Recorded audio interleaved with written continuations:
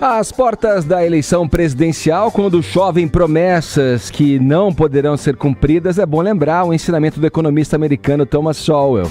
Abre aspas aí, a primeira lição da economia é a escassez. Nunca há algo em quantidade suficiente para satisfazer os que o querem. A primeira lição da política é desconsiderar a primeira lição da economia. Fecha aspas. Para falar de economia, política e políticos dissimulados, está aqui com a gente o Ricardo Amorim. Ele é economista formado pela USP, pós-graduado em Administração e Finanças Internacionais pela ESSEC de Paris e integrante do programa Manhattan Connection da Globo News. Ricardo, mais uma vez, seja bem-vindo e bom retorno ao Morning Show, aliás. Isso aí, obrigado, galera. É um prazer estar aqui com vocês. Ô, Ricardo, como um expert em economia, você tem identificado muita proposta aí absurda dos presidenciáveis, impossível de se realizar aí, de recolocar o Brasil na rota do crescimento? Chovem propostas que são muito simpáticas e que não tem a menor chance.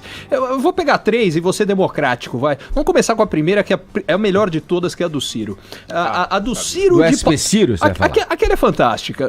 Eu fico imaginando o seguinte, aliás, tem uma dica para todos os ouvintes. É o seguinte, se o Ciro for ganhar a eleição, você não paga mais nada, porque o Ciro vai pagar para você. Só que tem uma contrapartida. Todo mundo que empresta dinheiro sabe disso. O que significa que se o Ciro for ganhar a eleição, não existe mais crédito. Aliás, a palavra crédito vem do latim credere, acreditar.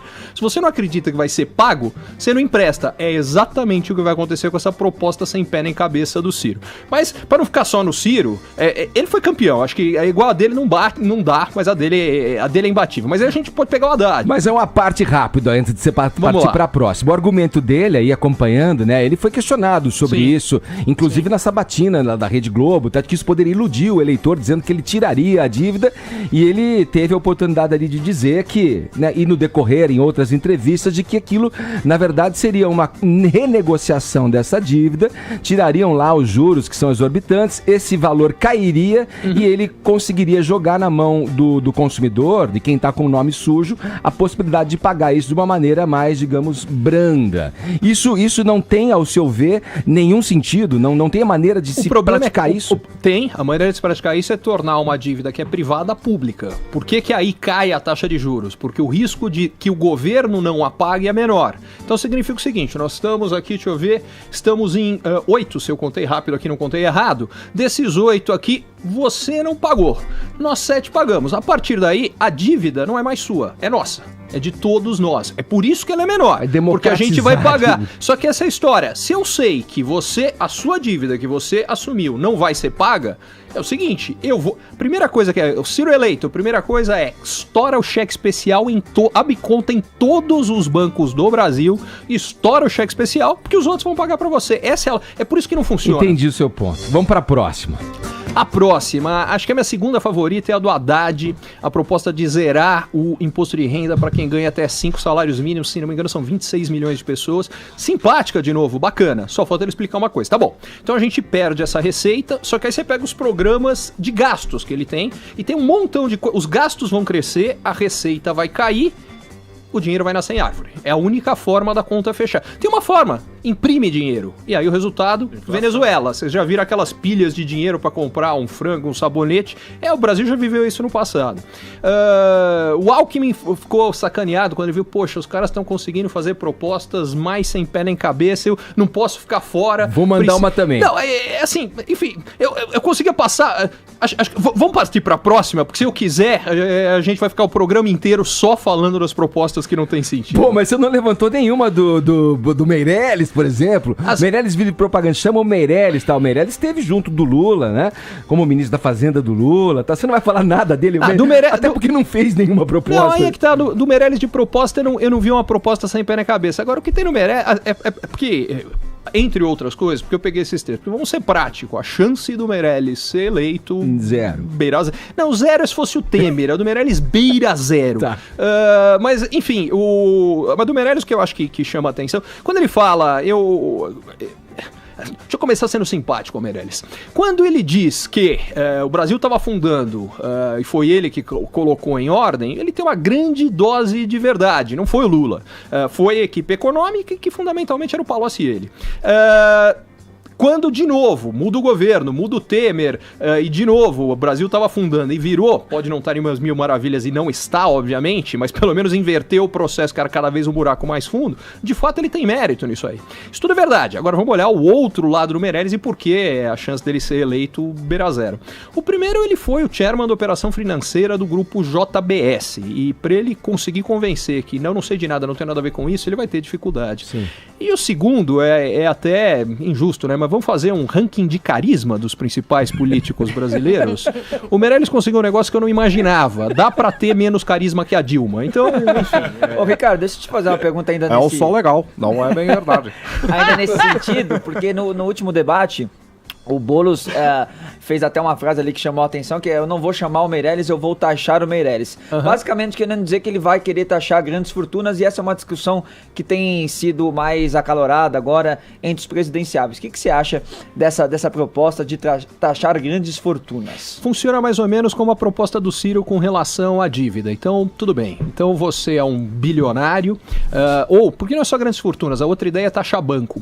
Vamos ver como é que funciona na prática. Se você taxa banco, que aliás o Brasil é um dos países que mais taxa banco, isso faz com que os lucros dos bancos sejam menores? Não. Isso faz com que a taxa de juros que a gente paga seja maior, porque o que acontece é que você coloca um imposto em cima do crédito ou de qualquer operação financeira, o banco, isso é um custo para o banco, ele repassa isso na hora que ele vai emprestar o dinheiro. Não é por acaso que o dinheiro no Brasil custa mais caro do que no resto do mundo. Tem um monte de razões, uma delas é imposto. Com relação à grande fortuna é parecido. A França, há algum tempo, teve um projeto parecido. O que aconteceu? Os bilionários picaram a mula, foi tudo para a Suíça, para a Bélgica, tudo em volta. O resultado disso foram eles e o dinheiro deles. Aliás, o mesmo processo aconteceu com a Venezuela. O pessoal que tinha dinheiro da Venezuela foi embora, levou os empregos embora, e a gente está vendo o que acontece com... Primeiro saem os bilionários, depois o país afunda e hoje está todo mundo na ponte querendo cruzar para o outro lado. Ricardo, voltando nessa discussão sobre os bancos, né, a gente está vendo muita gente levantando esse tema como central para o Brasil, né? Assim, os bancos cobram juros muito altos, só que a solução que a gente sempre vê é essa: não, então vamos taxar mais os bancos, vamos acabar com esse privilégio. Se não for esse o caminho, qual que é o caminho daí? Então vamos lá, eu acho que um dos grandes problemas que a gente tem é que uma coisa é a capacidade de apontar o problema. E esse problema é óbvio, que a gente tem um problema gravíssimo de taxas de juros descomunais no Brasil, isso é absolutamente óbvio. Aí chega o problema que tá bom, então vamos solucionar. A maior parte das soluções são simpáticas e não funcionam. Ao contrário, agravam o problema. Qual é a solução que funciona? A primeira delas é o seguinte, então vamos lá, quais são as origens da taxa de juros muito alta dos bancos? A primeira é que a taxa básica no Brasil já é muito alta. A gente fala, poxa, mas caiu para 6,5%, a mais baixa da história. A média mundial não dá 1%. A brasileira é muito mais alta. Quanto mais alta a taxa básica, mais altos são os spreads bancários. Por que é tão alta essa taxa básica? Nossa, porque o governo... falta de poupança? Exatamente, falta de poupança, o governo é quebrado, o governo gasta muito mais do que arrecada, tem uma dívida muito grande, e aí... A proposta do Ciro só agrava esse problema. Então, uma das consequências da proposta do Ciro é: eu garanto para você, Ciro eleito, você vai pagar muito mais no crédito logo na sequência. Segundo problema que você tem é que a gente bota imposto demais. O que significa isso? Se o banco empresta 100 e do que ele vai receber, uma parte significativa vai pagar imposto, vamos dizer que da taxa do empréstimo, vou pegar números redondos que a conta fica mais fácil. Ele empresta 100 e vamos dizer que ele vai cobrar 100% de juros nisso aqui. Tá bom, então ele vai receber 100 de juros aqui, só que 50 é imposto. Então ele recebeu 50. Aí você volta no outro lado, que se chama empréstimo compulsório, que é uma outra peculiaridade brasileira. O que é empréstimo compulsório? Todo país tem. Só que no Brasil é muito mais alto que no resto do mundo. O que ele é? Quando você coloca o seu dinheiro no banco, o banco, uma parte ele precisa deixar lá, que é exatamente a parte do empréstimo compulsório. Por quê? Porque você coloca o seu dinheiro, uma parte vai ser emprestada para outra pessoa e uma parte tem que estar lá porque você ou outra pessoa pode sacar. Então tem que estar lá. Só que no Brasil é muito maior. O que significa na prática? De novo, eu coloco R$100 e... vamos arredondar outra vez. Faz de conta que o empréstimo compulsório é de 50.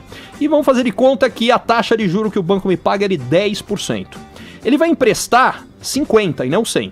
Para ele poder pagar sobre 100, 10% para mim, 10% de 100 são 10. Para ele poder pagar os meus 10 sobre os 50 que ele empresta, ele tem que cobrar o dobro. No caso, 20%. Só aqui a taxa dobrou. Aí você joga aquele imposto, como eu falei, que se fosse de 50%, ela dobra de novo. Ela foi para 40%. E tem um monte de outras coisas. E no final? Então como é que você faz? Ajeita as contas públicas, reduz empréstimo compulsório e o último ponto: competição. A solução... Por que os bancos conseguem ainda assim ter... Porque o último ponto é, banco, como qualquer negócio, quer ter lucro. Agora, por que eles conseguem ter lucros tão grandes? Falta competição. Por que falta competição? Como é que você resolve isso? Primeira coisa que você tem que fazer é estimular as fintechs. Aproveitar a tecnologia para desintermediar. O que é isso? Em vez de eu coloco meu dinheiro no banco e o banco empresta para você, eu recebo, sei lá, 7% de juros, ele vai te emprestar 35%, pessoa jurídica, na melhor das hipóteses, a gente faz diferente. Eu empresto para você, em vez de eu ganhar 7, eu ganho 15, tô ganhando o dobro, e você, em vez de pegar 35, tá pegando pela metade. Porque cortamos o intermediário. Para isso, a gente precisa estimular a criação de fintechs. Segundo ponto, estimular a entrada de banco estrangeiro. Porque quanto mais banco tiver, mais competição tem. Como é que você desestimula a entrada de banco estrangeiro? Uma das coisas é que se você compra um banco quebrado, o que acontece? Ele tem um crédito tributário. Significa que se ele perder 1 bilhão, até ele ter 1 bilhão de lucro, aquele 1 bilhão ele não vai pagar de imposto. Ele só vai pagar depois que ele tiver mais do que aquele 1 bilhão está compensando a perda que ele teve lá atrás. Só que isso não vale se um banco estrangeiro comprar um banco para o Brasil. Só vale se um brasileiro comprar. Resultado, os estrangeiros não têm o mesmo estímulo. Para piorar, tem um negócio chamado carta patente, que é como você limita o tamanho do mercado. Você limita o número de bancos que podem existir. Você só pode ter um banco novo comprando uma carta patente. Como é que você consegue uma carta patente? Tem que comprar de um outro banco. É aí onde entra a história dos bancos quebrados. Mais, aí liberar a competição mais. Né? Na mosca, competição. É isso aí. Agora que você tocou nesse ponto, 3 semanas atrás foi anunciado que os bancos iam permitir as pessoas a deverem mais para eles. Por exemplo, agora a gente permite para a compra do imóvel próprio o uso do FGTS para imóveis até R$1,5 milhão de reais. Mas eu não vejo banco nenhum falando de baixar a taxa. Simplesmente eu te deixo ficar devendo mais. Aí eu defendi aqui, inclusive, de que eu não vejo Banco do Brasil e Caixa Econômica fazendo uma competitividade com os bancos privados. Aí fui questionado aqui, mas você queria que a política da Dilma voltasse, subsidiar os imóveis? Falei, não é isso, mas exatamente praticar taxas mais justas. Eu acho que tem... Aí é que tá. O problema é que o conceito do que é uma taxa justa depende do lado do balcão onde você está. Como tomador de empréstimo, a taxa justa é 0. Quanto mais baixo, melhor. Como quem empresta dinheiro, a taxa justa é 1 milhão. Quanto mais alto, melhor. O que equilibra essas duas coisas é a condição de força de cada um dos dois lados. E a questão é, tem muita gente querendo dinheiro emprestado e pouca gente disposta a emprestar. Por que tem pouca gente disposta a emprestar? Falta competição, em primeiro lugar. E segundo, porque a gente criou um monte de coisas que fica difícil pro cara que empresta conseguir receber. Quanto mais difícil é, menos barato ele vai emprestar dinheiro. E o último ponto que eu não coloquei ali, mas que é importante na formação de taxas, se chama inadimplência. Então vamos lá. Eu empresto para 10 e eu sei que 2 não vão me pagar. Que significa que eu vou cobrar dos 8 o suficiente para eu receber dos 10. Então, só aí também você joga lá pra cima o valor do que vai ser emprestado. É aquilo que você falou com relação à proposta do Ciro, lá do SPC, lá do que vai ficar devendo lá. Exatamente. Ô, Amorim, vamos girar pra política, vamos falar de política um pouco. Saiu a pesquisa do Datafolha aí, essa posição do Bolsonaro oscilou pouca coisa, né? Era o que você esperava com relação a isso? Olha, eu tava no grupo que achava que o impacto ia ser muito menor do que as pessoas... O impacto da facada no quadro eleitoral ia ser menor do que as pessoas imaginavam, mas foi menor do que eu imaginava. Por que eu achei que ia ser menor? Eu vi muita gente falando, acabou, o Bolsonaro ganha no primeiro turno. Eu acho que a chance disso, de novo, beira 0. E a razão dele ou qualquer outro ganhar no primeiro turno. A razão é muito simples. A primeira reação costuma ser grande, e depois ela diminui. Quando aconteceu a morte do Eduardo Campos, a Marina também, muita gente falou, ela ganha no primeiro turno, ela não chegou nem no segundo. Agora, o que eu fiquei surpreso, eu achei que ele ia subir mais nas primeiras pesquisas, ia devolver até a eleição, principalmente até o segundo turno. Ele ainda subiu menos do que eu imaginava. Não consigo te dizer por quê. Eu fiquei pensando o seguinte, eu elaborei aqui um pensamento que é o seguinte, ele tem uma posição que se ele fica quieto, né, com relação a isso que aconteceu, ele contraria a imagem dessa coisa do capitão viril, do macho dominante ali, que vende sempre a ideia, né, de combater as coisas com a violência, que está no discurso dele, inclusive, né. Se ele sai gritando, ele acaba também, de alguma forma, sucumbindo à própria violência que ele propaga, como eu disse aí nos discursos e tal. Entre uma coisa e outra, ele optou em ser o Bolsonaro e fazer o gestinho da arma no leito, amparado pelo leito do hospital. O que acabou demovendo as pessoas que estavam possivelmente ali se solidarizando, aquela questão, né, da violência, da facada, a demoverem da ideia, né, de que, olha, vamos apoiar esse cara. Não, realmente ele preferiu ser o Bolsonaro mesmo. Então, quer dizer, é mais do mesmo, ele continua incorrigível, né? Acho que faz bastante sentido a tua análise. Ele pela postura que ele tem tem mais dificuldade em talvez lucrar da posição de vítima, porque se ele coloca como vítima, ele atrai um eleitorado, mas talvez perca outro. Isso. Então, é possível que você tenha razão. Ricardo, sabe quando a gente quer dizer alguma coisa, mas não sabe bem como dizer, aí vem uma música e fala aquilo e fala, putz, era isso. Você pode traduzir pra gente, por exemplo, na semana passada, se noticiou bastante o ânimo dos investidores externos, internacionais e tal, aqui no Brasil, com alguns cenários diferentes. Eles se mostraram alegres com a ideia de Alckmin ou Bolsonaro por causa de Paulo Guedes entrando na presidência, e outros candidatos talvez nem tanto. Como é que você traduz isso? O cara fica feliz, os investidores ficam animados com tal candidato, menos animados com outro? Por quê? Qual que é a visão do investidor? Você fez um ato falho aqui que eu achei fantástico, que você falou com Paulo Guedes entrando na presidência. Eu acho que se fosse isso, a festa seria total. É isso que vai acontecer. E aí, eu acho que... Exatamente isso. E eu acho que explica... Como o mercado é ingênuo, né? Acha que botar o economista lá resolve. Não, foi um ato falho mesmo. Mas eu acho que é fantástico, porque eu acho que explica... Na minha opinião, o mercado tá fazendo um ato falho, que é exatamente isso. Ele tá tendo uma leitura... Qual é a preocupação que eu tenho?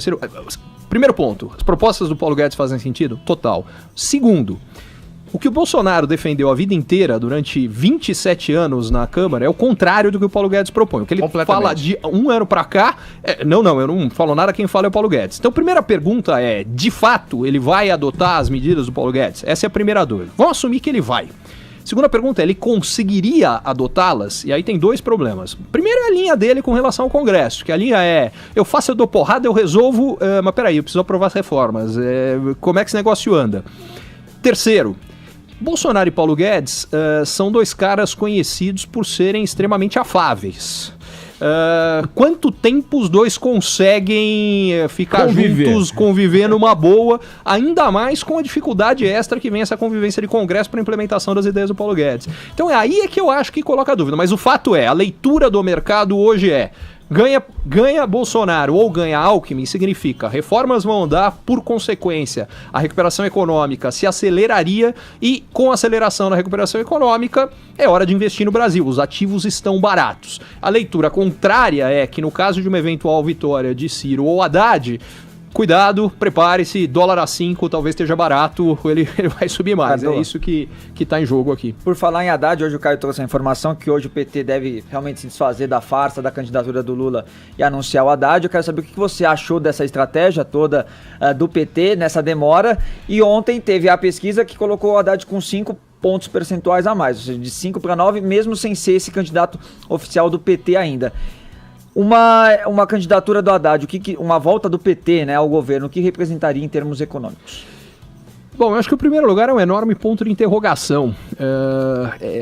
Primeiro, você não sabe exatamente que PT vai governar. Deixa eu te dizer, só para fazer uma parte, eu acho que é oportuna aqui, nessa pergunta do Vini. O PT que vai governar, pelo que tudo indica, caso ele venha a assumir novamente a presidência do país, é um PT anterior à Carta aos Brasileiros, é um PT mais radicalizado. E isso vai ter alguma influência no setor econômico. Que leitura você faz? Então, é exatamente essa que eu acho que é a expectativa, e exatamente por isso que eu dizia que no caso de uma eventual vitória, o que vai acontecer é que a Bolsa vai despencar e o dólar vai a 5 fácil. A pergunta é, quando isto acontecer, eles vão continuar com o PT diante da Carta ao Povo Brasileiro ou vai falar, bicho, se a gente mantiver isso aí, o que vai acontecer é que a economia vai afundar. E se tem uma lição da história brasileira é que nos últimos 118 anos, que é desde quando existe dado econômico, todas as vezes que a economia afundou, o presidente ou o ditador que estava no poder caiu, sem exceção. Em outras palavras, se eles mantiverem essa linha, o Haddad não chega no final do mandato.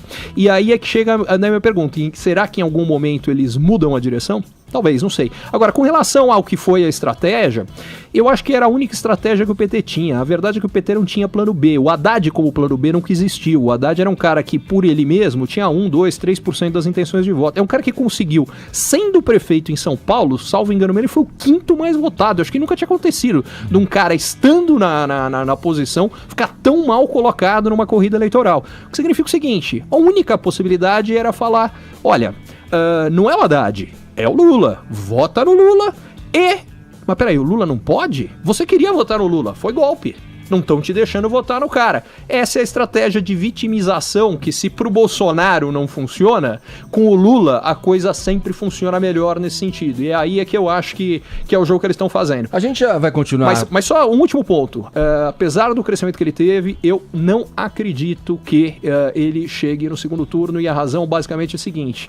Com o Ciro forte e o Haddad, a única chance que eles têm de um dos dois conseguir chegar lá é se eles conseguirem roubar voto da Marina. Porque senão a esquerda divide, e o resultado de uma esquerda dividida é que é a chance do Alckmin, é a festa do Alckmin para chegar no segundo turno com o Bolsonaro. A gente já continua nesse papo com o Ricardo Amorim aqui no Morning Show. Agora 11 horas 17 minutos, o horário é de Brasília. Jovem Pan Morning Show. Jovem Pan Morning Show. A gente segue aqui no papo com o economista Ricardo Amorim. Ricardo, por que o apelo em relação ao liberalismo econômico tem crescido no Brasil? Você é um liberal, que está escancarado aqui pelo teu discurso, pelos seus argumentos. Você sempre se mostrou desse lado com essa visão. Defendeu o banco. Defendeu o banco. Olha, eu acho que eu não defendi banco, ao contrário, e eu acho que essa é uma das questões. O que eu estava defendendo ali é exatamente dinheiro mais barato para todo mundo, e eu acho que esse é um dos erros. Achar que a gente tem que malhar banco para conseguir dinheiro mais barato é só se você acreditar que não é dos bancos que o dinheiro virá.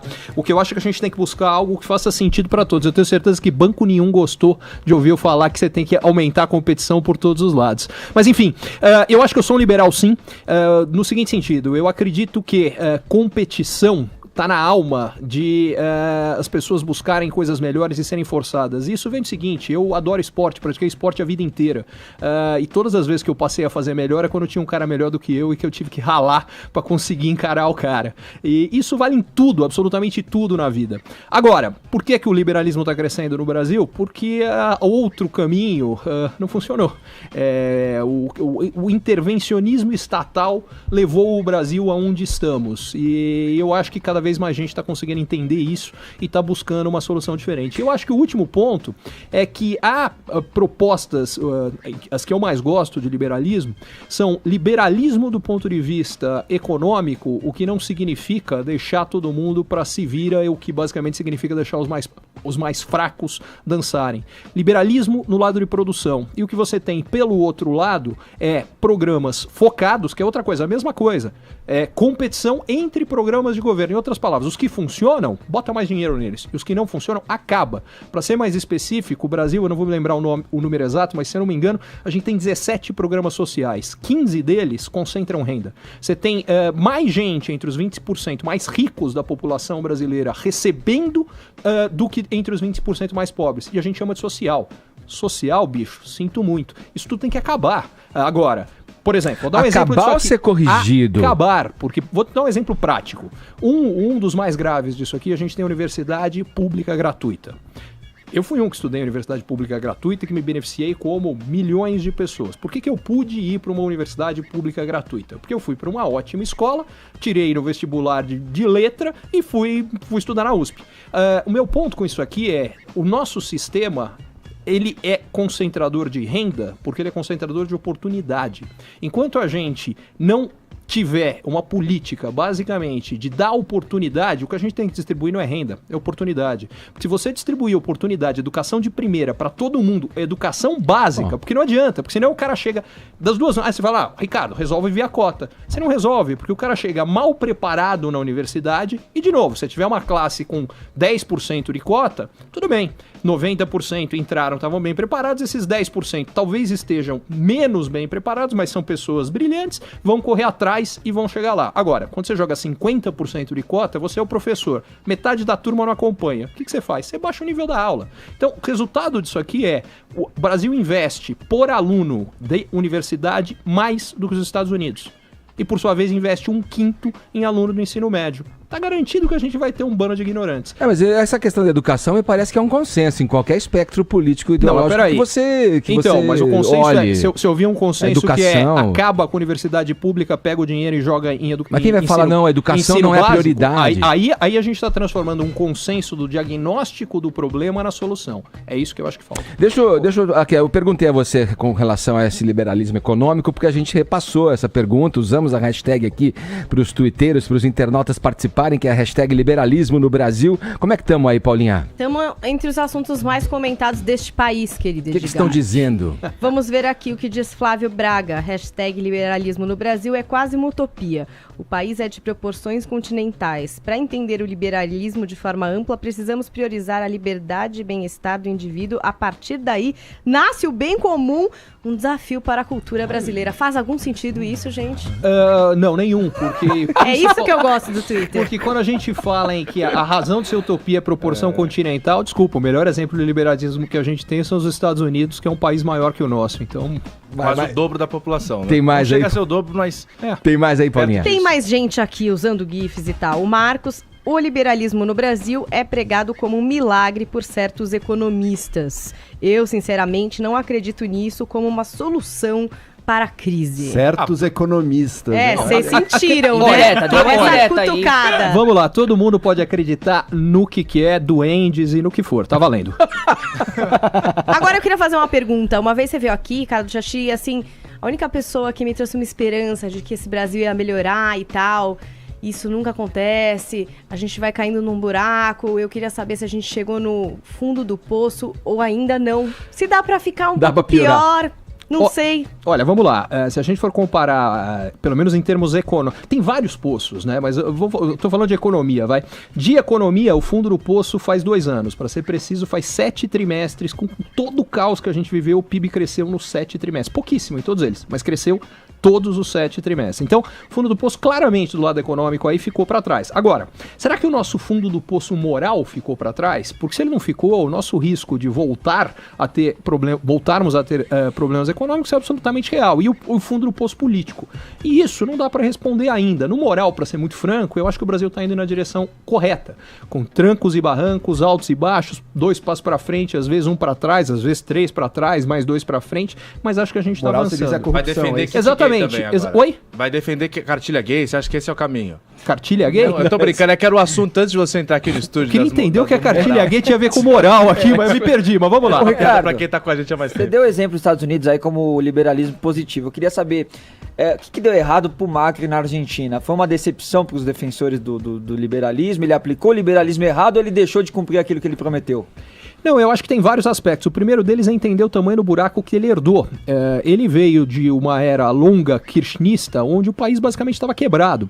E pegou pela proa uma virada do cenário econômico global, que esteve extremamente favorável nos últimos 7 a 8 anos e começou a virar agora. Resultado dessa história, a gente começou a ter vários, porque não foi só a Argentina. A Argentina ajoelhou, a África do Sul ajoelhou, a Turquia ajoelhou e dicas de passagem. Dependendo do resultado da eleição, prepare-se, por isso que eu falei do dólar a 5.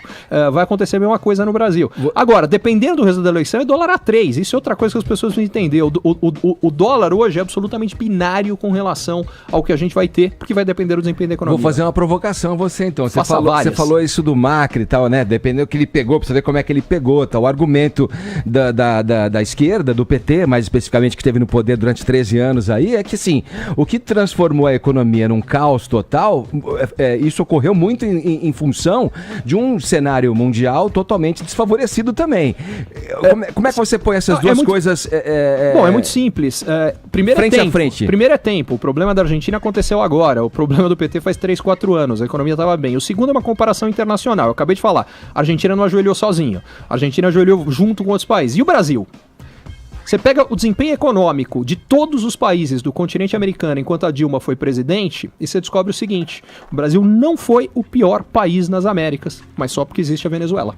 Tem mais otimista com o Brasil, Ricardo? Oi? Você tá otimista com o Brasil? Tem razões pra ser otimista? Eu acho que tem várias. A principal delas, na minha opinião, eu acho que do lado econômico, e de novo, tem vários outros lados que são importantíssimos para a nossa vida e que eu tô bem menos otimista.